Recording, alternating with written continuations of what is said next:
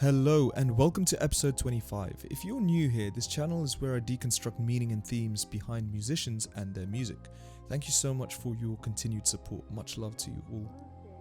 I don't care what people say. To me and a lot of other people, Isaiah Rashad is one of TDE and hell, contemporary hip-hop's most underrated artists. Sylvia Demo and Sons Tirade are some of the best and most replayable projects I've heard in recent years, and he's one of the most honest and tense rappers who resorts to mellow beats and complex vocal mixes. He doesn't do many features or release many singles, and it's not going to be long now until he drops the next project that he's working on, The House is Burning. Isaiah Rashad is one of the most relatable musicians, not only because of his phenomenal social media presence and his willingness to communicate with fans, but because his subject matters always return to his, and to a greater extent our, inner demons. This could be desire, hate, jealousy, or other things of the sort. I'm actually going to jump to talking about Shot You Down first, a track released just before Sylvia Demo over 5 years ago. He mentions that when he wrote it, he was mad, not at anything in particular, but he had hate from the feeling of being stuck, the feeling of being chained down and not seeing progress. He admitted that patience was not one of his strong suits. This interested me because now, 5 years later, he's respected, an exact byproduct of being patient. This is a great demonstration of human desire and how our society nowadays has pushed us to be instantly gratified, to do things to see an instant result. There isn't much of a societal ethos to nurture and develop. People just want action and reaction, action and reaction.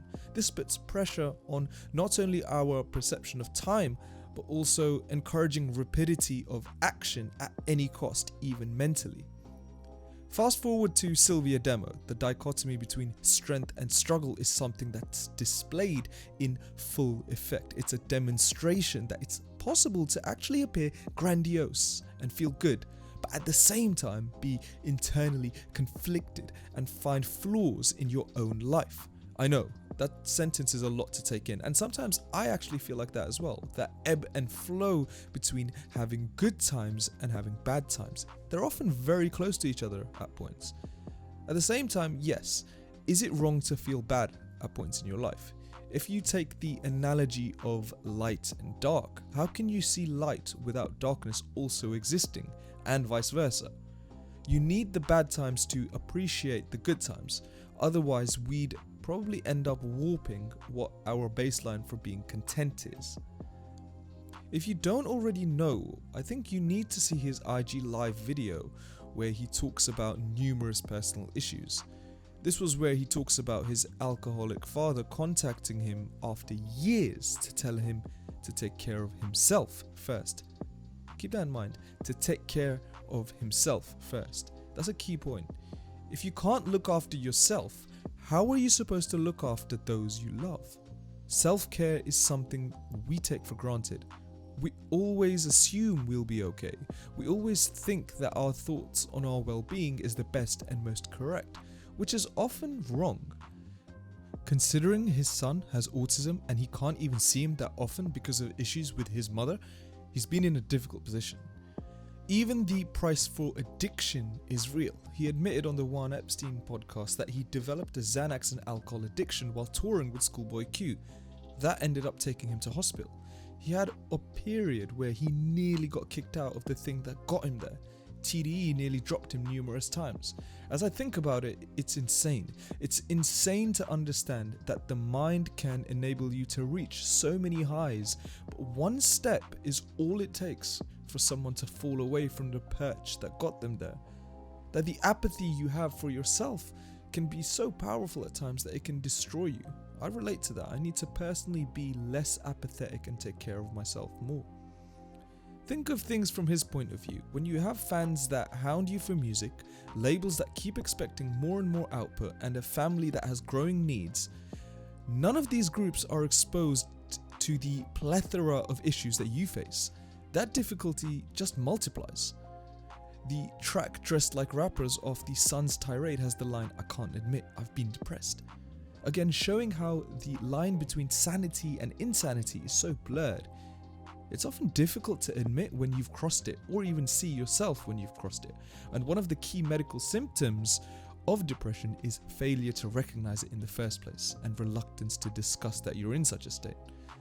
The book The New Mood Therapy by David Burns emphasizes our inability to accept things as they are can lead us down that path of denial. That the ideal thing to do should be to look at things as events that are neither good nor bad, and be in the realm of neutrality, and then make a decision from there. Even free lunch from Sun's tirade, it's a summation of a stark fact that as a kid, the only numbers he remembered was the last digits of his social security number for free school lunches. To have this belief of survival at a young age, to have the confidence to still even try in a time of desperation, it's pretty impressive.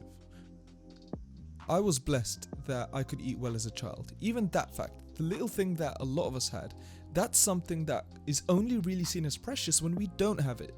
Think on that. Something really seen as precious when we don't have it. The value of things in general is actually only realized in their absence. It links back to how our mind works to simplify. If you break out of that cycle and become more aware, you can realize how much we are actually given. I don't know. Overall, I look at his work as a summation of the danger of not caring, of what can happen when you go beyond the realm of a normal life, almost in a similar fashion to the Weeknd's Trilogy album. I love Isaiah Rashad so much, and I love listening to him while walking and observing life. And doing so actually helps me be aware of my surroundings, and be aware of myself. Keep that in mind. The fact that he manages to even write these songs and raps and lyrics shows that he understands his situation, and he knows it's not beneficial. That the idea of failure is not actually failure, but a subjective viewpoint. I think his music is a lesson to not take things at face value, and that everything we do stems from a result of doing something. That everything is also not as it seems. That being successful does not mean you can't be depressed. That being rich doesn't mean you can't be sad. And that living life is not truly living until you take care of who you are and why you exist.